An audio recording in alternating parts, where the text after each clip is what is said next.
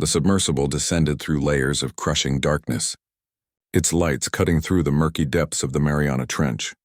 Dr. Elsa Chen gripped the armrest as the pressure gauges climbed higher, her eyes fixed on the sonar display that had brought them here. Something massive waited below, something that shouldn't exist. Depth, 10,800 meters, Leo Martinez announced from the pilot seat, his steady hands guiding them deeper than any human had ventured in decades. We're approaching the anomaly now. Elsa leaned forward, her breath catching as the lights revealed what lay beneath. It wasn't a geological formation.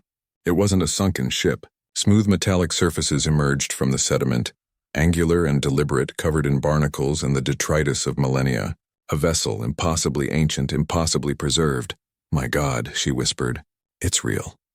The discovery had begun 6 months earlier when deep-sea mapping drones detected the unusual signature. The scientific community had dismissed it as instrument error. Elsa hadn't. She'd spent her entire career searching for evidence that humanity wasn't alone.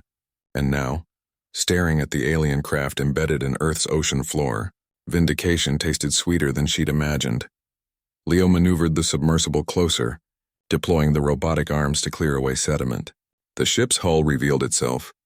Gradually, smooth plates of an unknown alloy that showed no signs of corrosion despite what must have been thousands of years submerged.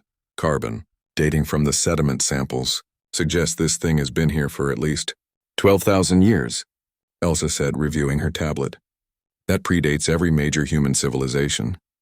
Which means whoever built this was here before we even discovered agriculture, Leo added, his scientific curiosity overriding his usual caution. The question is, why did they crash? They spent hours documenting the exterior, taking samples, mapping every detail. As Earth's sun set somewhere far above, casting the surface world into darkness that matched their own, Elsa noticed something. A seam in the hull, deliberate and precise. There, she pointed. That could be an access hatch. Leo hesitated. Elsa, we should report this first. Get authorization and wait 6 months for committees to argue while another team gets the glory? She shook her head. We're here now. We have the tools. This is what we came for. He couldn't argue with that logic. They'd risked everything for this expedition. Their reputations, their funding, even their safety. Leo positioned the submersible and deployed the plasma cutter, the tool designed for salvage operations but repurposed for this historic moment. The seal broke with surprising ease, as if the ship had been waiting. Ancient mechanisms still functioned, and the hatch slid open with a hiss of escaping gas that had been trapped for millennia. Leo carefully piloted them inside. The interior defied expectations. No water had breached the inner chambers. Emergency lighting flickered to life as they entered, responding to their presence with technology that shouldn't still function after 12,000 years. The corridors stretched before them, organic curves meeting geometric precision in ways human architecture had never achieved. Using the submersible's external cameras and arms, they explored deeper. What they found revolutionized everything they thought they knew. The ship wasn't empty. Bodies remained at stations preserved by the vessel's failing systems, but they weren't alien. They were human, or rather, they had been something so close to human that the differences seemed negligible. Taller perhaps with subtle variations in bone structure but unmistakably related. This doesn't make sense, Leo said, his voice tight with confusion. Humans evolved on Earth. We have the complete fossil record. Do we? Elsa interrupted, her mind racing through implications. Or do we have a fossil record? What if we've been asking the wrong questions?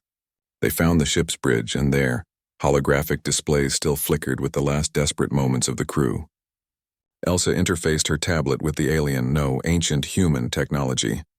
The translation algorithm struggled but found patterns, mathematical constants that transcended language. The story that emerged shattered paradigms.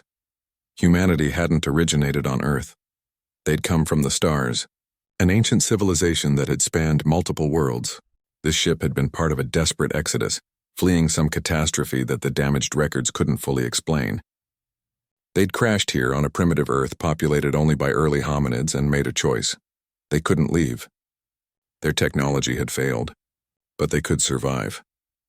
The crew had used genetic engineering to adapt themselves and their descendants to Earth's environment, deliberately limiting their technology, choosing to start over rather than die out. They'd seeded themselves among the native populations, their advanced genes mixing with primitive humanity, slowly uplifting the entire species. We're not discovering alien life, Elsa realized, tears streaming down her face. We're discovering where we came from, why we're different from every other species on Earth, why we reached the stars so quickly once we started trying. Leo stared at the holographic display showing Earth from orbit. Recorded 12,000 years ago. They gave up everything, their civilization, their technology, their history, so that we could exist. The final log entry translated clearly, a message left for whoever might eventually find them. We were once great, but we failed our first test.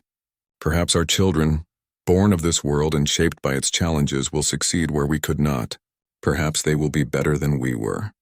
We leave them this message: you are stronger than you know. You are survivors of a catastrophe you never knew happened. When you reach the stars again, do so with wisdom we lacked. You are humanity's second chance. Make it count. Elsa and Leo sat in silence, the weight of revelation pressing down harder than the ocean above. Humanity hadn't conquered Earth despite being weak and vulnerable. Humans had survived and thrived because their ancestors had chosen to become vulnerable, to earn their place through struggle rather than dominion. As they began the long ascent back to the surface, Elsa knew their discovery would change everything. Humanity would finally understand its true nature, not as conquerors or destroyers, but as phoenixes risen from the ashes of a fallen civilization, given a second chance to get it right, and this time they would.